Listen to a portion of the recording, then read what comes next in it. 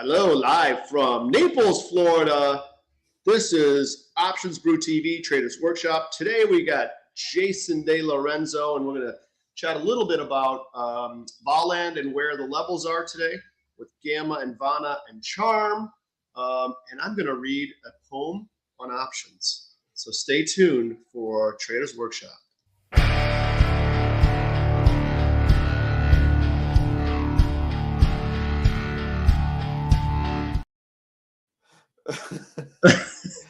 I have to hear this poem. Well, I didn't, I got to be honest, I didn't write the poem. But the poem was written by Chat GPT. We've talked about that on the show before. I said to it, write a poem on the powerfulness of trading options. Okay. And do you want to hear it? I want to hear this. Do you want to hear what it came up with? Yes. Okay. In options trading lies great power, a chance to profit in any hour, a world of choices at your feet, where gains and losses swift and neat. With calls and puts, you have control to speculate or hedge your goal. In markets up or down, or markets down, you can still make money all around. The power of options is clear to see, a tool for those who want to be in charge of their own financial fate and take advantage of any rate. But with great power comes great risk, and options traders must never brisk. For careful planning and analysis are crucial to avoid any crisis. That's it. I do not think crisis rhymes with analysis. It's kind of like one of those, it's a poetic thing. It's not exactly a direct rhyme. I forget what they call it. I actually was an English major and I don't remember what it's called, but it is like some sort of alliteration of sorts. Yeah. Anyhow, how'd you like it? AABB. I liked it. I mean, it's funny because ChatGPT comes up with such strange things sometimes, but I know it does. It's pretty cool though. I was expecting like paralysis or dialysis at the end, and I got crisis. Like, you got crisis. I know. Anyway, so Mark's not with us today, everybody. He's in France and he's kind of knee deep over there. So he's traveling around the Rhone or something like that, drinking wine today. But anyhow, Jason and I are here. Jason, I wanted to talk a little bit about the Voland level because we missed a week last week, and I have been out of touch with where things are. So if you can give us a rundown, that'd be awesome. Yeah, sure. So, am I sharing? Do you see my screen? Oh no, I got it. Let me pull that in. Sorry. Yeah. One sec. Here it comes. I think there it is. Okay, good. Sure. I mean, so on SPX over the past week or so, we've seen a lot of. I like to start with Charm myself because it's easy to interpret, and it gives you a good kind of bias. Just leans the distribution a little bit to the left or to the right. And in this case, Charm is negative. I mean, it basically what this is saying is that if there's going to be a trend in the market, it's going to continue in that direction, and we've seen that over the past week and a half. We've seen a downward trend, and as the downward trend flips these strikes to positive Charm, that makes it more and more bearish the more you go down. It takes a non-voting FOMC member to say something slightly dovish in order to actually get us any sort of rally, which happened yesterday with the Atlanta Fed President Bostic. So, you know, the guy who does insider trading, you know him, right? Yeah, I know. So wait, so Charm you said is negative right now? Yeah. So the way I read it, because time hits all strikes the same, you know, time goes the same no matter what strike you're at. And so what I like to do is I like to look at the most extreme sides and add them together. This is 1.2 billion. This is positive 400 million. So it's about negative 800 million, which is slightly bullish. But you look at SPY, which basically does the same thing, and that is slightly bearish. So I like to look at both of these and add them together. It is still bullish, but 600 million this close to expiration. I mean, we're already halfway through, until the monthly expiration when most of these options will expire, that's actually not a lot. Okay. Last month, when we had that big bull run, we were looking at about $1 billion just to start the month, Okay. and that's typically a lot. But and around this time last month, it was around like the 2 billion area. Okay. So yeah, sorry. I want to be clear on the charm thing. What the negative part means. So Mhm. it's the theta of your delta, right? Sort of. Yes. Okay, Yes. so it's negative. That means the dealers are, as time goes on, they're getting what, shorter or longer? So it kind of counts as like a +1 day when you're talking about charm. So if it's negative and it's a +1 day, then their delta exposure is being reduced, which means they have to buy in order to hedge. Okay, so that could be a bullish sort of thing. Then, is what you're saying. Yes, I think you said negative bearish. That's why I negative got charm is confused. bullish. Okay, good. Yeah, negative charm is bullish. Got it. So Okay. yeah, so right now we're seeing a little bit of a little bit of a better atmosphere in order to see at least somewhat of a reversal, a little bit of this negative trend we've seen over the past like week and a half or so.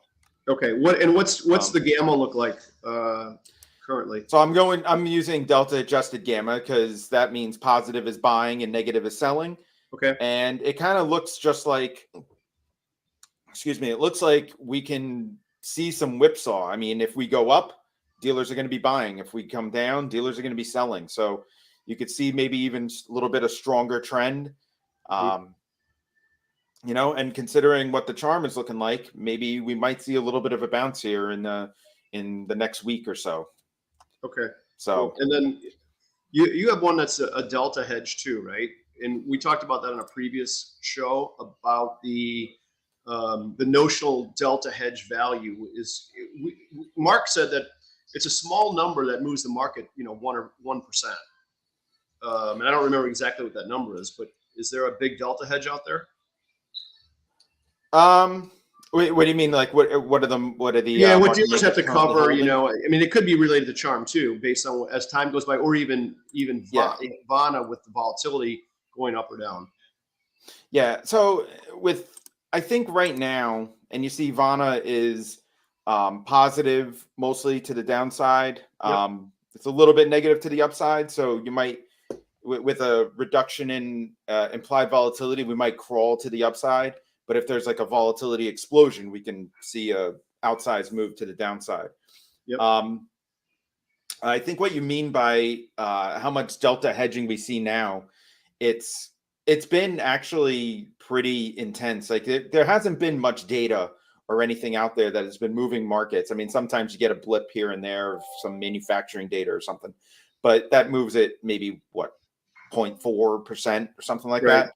Mm-hmm. So we've noticed that particularly in the zero data expiration, which is a little bit bullish, we've noticed that option delta hedging has contributed quite a bit to the recent volatility.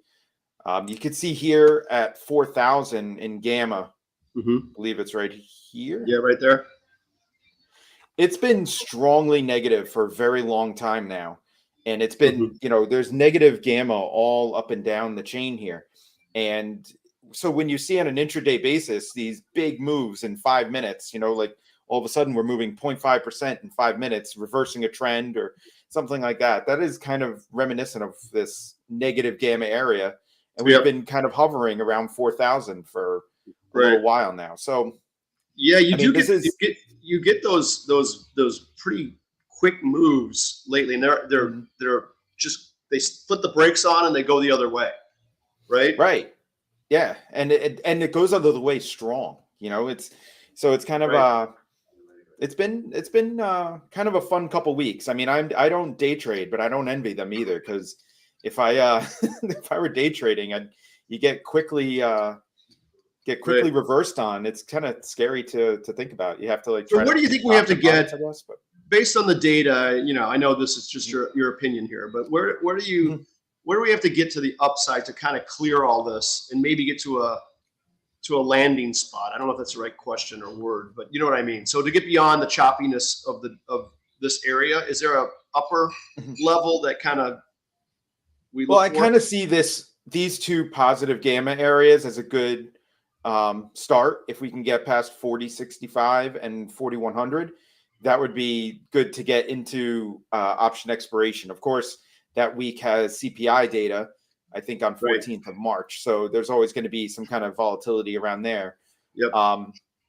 But if we can get past these areas here, we could probably see a bullish breakout and, So could 40, move up you to said, 4150. yep. 4065. Yeah. So we're at 4,000 ish right now, I think. Yeah. And we'll probably Okay. stay here unless some data or something breaks us out. So Right. Okay. Very cool. So yeah, what do so I you could expect the same over the next week. Yeah, gotcha. What do you? I'm gonna take that off for now. If you need me to go back, let me know. Yeah, What no, are you it's all right. What are you doing a lot with this sort of volatility and the analysis? What kind of can you speak to any sort of trades you're putting on now relative to Oh yeah, I spread mean, choices? so typically the way I trade is I trade using options, and I trade like maybe on a 2 week to 3 month basis. I don't like to do anything in a week or a day or something like that. And what I like to do is over every option expiration, I like to sit back with Volland, maybe, on the Wednesday before option expiration, and kind of just Yep. look at what is coming up. By then, the next month's hedging should be mostly on, and I could look at the markets themselves and see, if we're headed down, are a lot of people hedging? Are they not hedging? So last month, I put on a bunch of bearish sold call verticals. Bearish sold. So you're selling the upper call spreads, right? Getting credits for them. Right. And I didn't, because Charm was low, it wasn't very high positive. It was just kind of neutral. Okay. I knew that going long gamma, buying options outright was probably not the right move. I would get bled on implied volatility and theta. So I decided to sell call verticals. I sold in Apple, Microsoft, and Amazon because those were the most bearish equities that have a lot of options activity. Right. I did do a hedge broken wing butterfly in March in case we did go to the upside. It's neutral. It doesn't mean that it's not going to go to the upside. But then I started accumulating long gamma April verticals that are bearish. And the reason why is because there's a lot of hedging in March and almost nothing in April. So I'd be scared of April. You'd be scared of April? Yeah, I'm scared of April. I know they say, what did they say? Like sell in May and go away? Yeah. I'm saying April showers reduce money towers. I don't know. Look at that rhyme. It's with the theme. You are a chat GPT. Unbelievable. So yeah, what we're seeing too on our end on the trading side is we're seeing still a lot of iron condors. So it's a very popular trade right now. Implied volatility on the higher side. I'm not saying it's crazy high, but on the higher side. So we're seeing an awful lot of trades on the iron condor side, in individual names as well, not just the indices. So yeah, it's been sustainably high too. It hasn't been any of those spikes that come back down. It's been sustainably high and staying in that like 20 range, even though we haven't had moves over the past several weeks that have justified those 20 VIX numbers. Yeah, and I'm assuming that these iron condors are working great for people. They don't tax. If you don't get taxed on it, you don't have to make a decision, right? Right. So if we're in this little range like we've been, people are just saying, okay, collect. Let me take in they're harvesting theta, as they say. Yeah. Income I've trade. never heard that term before. Harvesting theta or harvesting premium. Yeah. I love it. I spilled on my shirt already. Oh, look at that. Yeah, that's not good. That's too. Did you do that in like the last 5 minutes? Yeah, I did it in the last 5 minutes, right before we came on. So, all right, good. What's the market doing? I think I saw. Let me just go run through that real quick. The Dow's up a little bit, 93 points. I don't know if it's in the premium. Yeah, Nasdaq's up. Yeah, Nasdaq is up 95, and the SPOs are up 21.5. That's not bad, right? Yeah, Okay. not too Well, bad. good. And I That's probably yeah, get a good. nice little slow drift up, and I love that. I love the slow drift up when we had when I was long puts and short Mhm, upside calls. So I had that, we called it tilt, right? So mhm, we measured that skewness, and I love that position. And we have one of these kind of days today on a Friday where you kind mhm. of grind up to your shorts, and you're just like going, talk about harvesting sheep. I mean, harvesting theta. It was unbelievable. So, we spent our whole day kind of taking stuff in. We would be reversing that trade out. Mhm. So we'd be Yeah. buying those calls that are just melting because we're short them, Mhm. right? And then selling out those downside puts. And we're always delta neutral, the dealers. So Yeah. we're buying calls, selling puts. That gets us long. We got to sell out our long stock and that thing. It was just a beautiful day. Great way to spend the Yeah. weekend, right? That's Great way one to good spend the story weekend. about the dealer side. There's many bad ones. When you just get jammed with puts and this market doesn't want to go anywhere but down. You're like, oh, here we go again. So yeah, cry me a Yeah. river, right? I actually have a question for you, Lex. Yeah. How many option trades go through market makers, like percentage wise? Oh, that's a good question. Well, I don't know the answer to that actually. Now I think about it, I want to say nearly all of them, but because someone has to make the other side of the market, right? But Right. there is an institutional play where there's that crossing mechanism. So what Mhm. happens there is, and we had this all the time on the floor days. Morgan Stanley would bring down an order. They have the other side paired up with it, right? And they say they want to cross it somewhere in the middle. So their trading desk, who isn't really a market maker, it's an institutional desk, has an Yeah. institutional player who wants to put up a trade. So those Mhm. trades, they ask us in the market making community, we want to put this up in the middle. Do you have any interest? So the interest part of it means, do we as a market maker want to participate on either side of that order? Now, Mhm. the houses, the Morgan Stanleys of the world, and at the time Smith Barney, they did not want you to participate, and they were, very keen on saying, "Hey, just walk away. We're going to cross this order." It's perfectly legal, by the way. I'm not Right. saying Right. anything that's not legal. So it's perfectly legal, and we could legally interrupt the order, but we never did. I mean, I shouldn't say never. Sometimes we had an axe to grind. So that is not a market maker participation, right? So that's institution to Right. institution. And I'm sure there's customer to customer kind of paper, I'm assuming, right? Yeah. If a customer puts up an offer and some other customer wants to buy it, they do that. And that's not considered a Yeah. market maker trade. But, market makers interact with some ungodly amount of the order flow, right? And there's only, I want to say, 7 major market makers left in the Right. space, right? Yeah. Some of them are still around from my days when we were doing it. But most of them are long gone. Their institutions now are big shops. Citadel, Susquehanna, Group Mhm. One is still around. That they were one from my time. But yeah, they interact with almost everything. Think about that. Is that amazing? Yeah. They're almost like I know, it's crazy. yeah, and it's possible that maybe you can make an argument. Is that a too big to fail kind of place, Yeah. right? Yeah. I mean, if they all go out, now Especially. what? Think about Yeah. the craziness if there's no people making markets on the other side, providing liquidity. I know. If one of them goes out, I mean, It's not good. Definitely not good. no. But just so the folks know, though, these market making communities, you should see their books, okay, and what they look like. The flow of inventory they have is amazing, and it depends on what shop you're at. Some people hedge that inventory within a cylinder, meaning Mhm. if they're trading Tesla, they trade Tesla against Tesla. And then there's other places, and I'm assuming, I would guess Citadel does this, where they might trade Tesla and they're trading so many other like products against it in their book, and they have it mashed down statistically and mathematically to a portfolio of dispersion.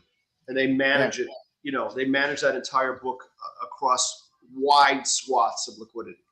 So Yeah. they're pretty hedged. You'd be surprised how hedged these market making firms are.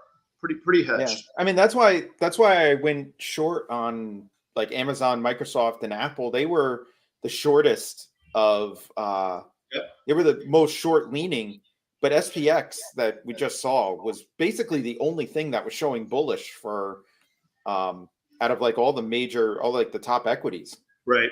Right. So No. I mean, like outright bullish. No So kidding. that's kind of why I was, that's the reason why I took that. But I mean, I was talking with somebody who was an equity market maker who they don't have as many as high a percentage. And when I told him, I'm like, I think it's probably got to be like 90-95% or market maker, like something like that. And he didn't believe me. So I kind of wanted to get the market maker view. Yeah, no, I would guess, my guess would be over 90 for sure. I don't know about 95, but over 90. That'd be my guess. I'm going to find out for next time. I know who I can ask. All I'm right, going to cool. ask the Flow Master. Who are you going to ask? I'm going to ask the Flow Master, Mr. Henry Schwartz from SIBO. He Oh, follows all yeah, this yeah. stuff. Yeah, he'll know. Yeah. So, all right, dude. Well, good. That's a good Jason, one. good to see you. Good seeing you, Lex. Yeah, so we'll talk next time. OIC coming up. So there's all kinds of things coming up. And I think we're on board next week with Mark. So we will see you then. Yeah. Big weekend side plan? by side at OIC. That's right. Side by side at OIC. We'll do one from OIC too. That'd be great. All right. We'll have a good weekend. All right. Take it easy, Lex. All right.